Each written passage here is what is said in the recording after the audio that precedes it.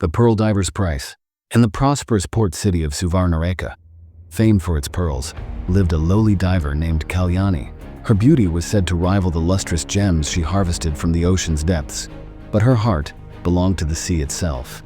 The city was ruled by the pious Maharaja Devendra, who had dedicated his life and kingdom to the deity Lord Varuna, god of the oceans. In return for this devotion, Varuna blessed the waters, ensuring the pearl beds were always plentiful.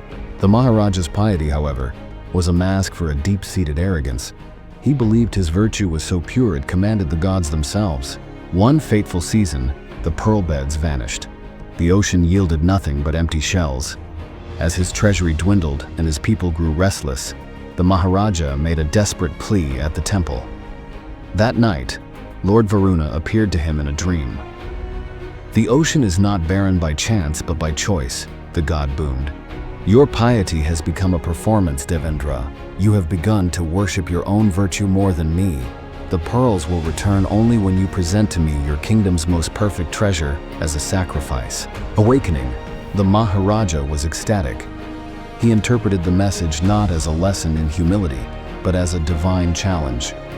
He ordered the seizure of all gold, jewels, and art from his subjects, claiming it for the grandest sacrifice the world had ever seen. Yet the ocean remained barren. Furious and confused, the Maharaja returned to the temple. "Lord Varuna, I have given you everything. What more perfect treasure remains?" A voice echoed from the sacred pool. "You have given me what is material. I asked for what is irreplaceable. You have until the full moon to offer your most perfect treasure, or Suvarnareka will be a city of dust." Driven to madness, the Maharaja saw Kalyani dancing on the shore, her joy undimmed by the famine. In her, he saw a treasure he did not own. Perfect, untamed beauty.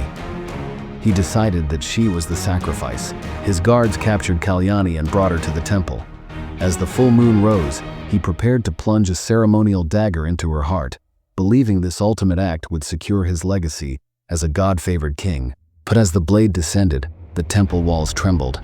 The waters of the sacred pool erupted and Lord Varuna emerged, his form radiating terrible wrath. "Fool," the god thundered. "The most perfect treasure was never a what, but a who. It was you. I demanded the sacrifice of your perfect, unyielding pride, your arrogance. But you, in your hubris, would rather murder an innocent than humble your own soul." The Maharaja stood frozen, the dagger clattering to the floor. "Your line is cursed," Varuna declared. "You sought to own the sea's bounty, but you understood none of its grace. From this day forward, the rulers of Suvarnareka will never again profit from its pearls. That right belongs to the divers." With that, the waters receded, leaving the temple salt-crusted and silent. The pearls returned to the beds the very next day, but the royal treasury was forever barred from them. Kalyani, the diver who was almost a sacrifice, became the first matriarch of the Pearl Guild, and it was her descendants, not the kings, who grew truly prosperous. The Maharaja was left with his empty throne, a king who owned the city, but could not touch its greatest wealth, a living monument to his own scandalous pride.